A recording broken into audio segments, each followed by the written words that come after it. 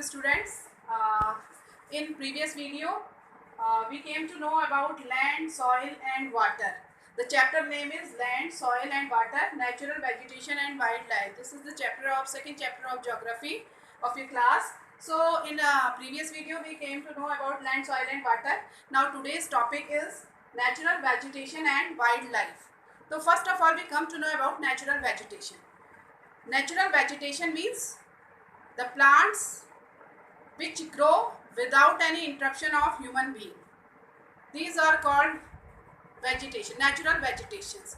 Now, where the natural vegetation exists, in which area we can find natural vegetations. Natural vegetations and wildlife exist only in the narrow zone of contact between lithosphere, hydrosphere and atmosphere. So what is narrow zone? First of all, you see the board. In this board, you are seeing three bigger triangular and fourth one is small, that is narrow. Have you seen this? First, second, third and this one narrow. So we can understand this narrow zone. So what are these triangles? So we can understand in this way that this is lithosphere. Lithosphere means upper part of crust, land area, and that is atmosphere. Atmosphere means air, and this one is hydrosphere. Hydrosphere means water body. Hydrosphere means water body. And now this area is contact on atmosphere, lithosphere and hydrosphere. And this is the narrow zone where I say to you that life exists, natural vegetations and wildlife exist. So what we call this narrow zone?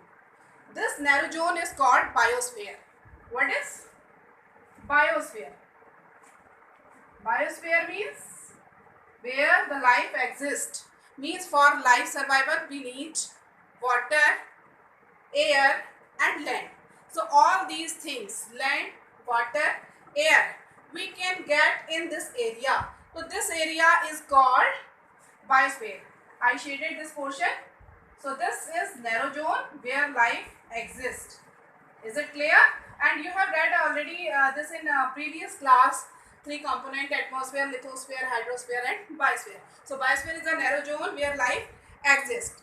In the biosphere, living beings are interrelated and interdependent. Interrelated and interdependent in each other, that is called ecosystem. Here, as I told you, life exists. So all the living creatures, they interacted each other and they are interdependent to each other. Means we depended to animals depended to plants. In this way means we depended to each other. So that is called ecosystem. Is it clear? The life supporting system means we depended to each other. So this life supporting system is called ecosystem. Is it clear? Now, as I told you that natural vegetations, they give us so many things. Natural vegetations are very useful for us. They give us timber, fruit, nuts, latex, gum, medicinal plant, and they also give paper, by which you are that is very useful for your study. And in the same way, wildlife include animals, birds, insects. They also provide us so many things like milk, meat, wool, or insect like bees. It gives us honey and it play a very important role. What is pollinations of flowers? And the same way, one word, vulture. Vulture is called scavenger. Vulture is called scavenger because it feeds on the dead livestock. So in this way, vulture clean our surroundings. Is it clear? So then it means natural vegetations and wildlife, they are very helpful for us. They are very useful for us. And our next topic is distribution of natural vegetations. We see in different areas we find different type of natural vegetation. What are the main factors of this? Why the distribution is uneven? The main cause is just temperature and moisture. The main cause of these different variations, different vegetation is temperature and moisture. And if we talk about the forest, forests are broadly classified in evergreen and deciduous.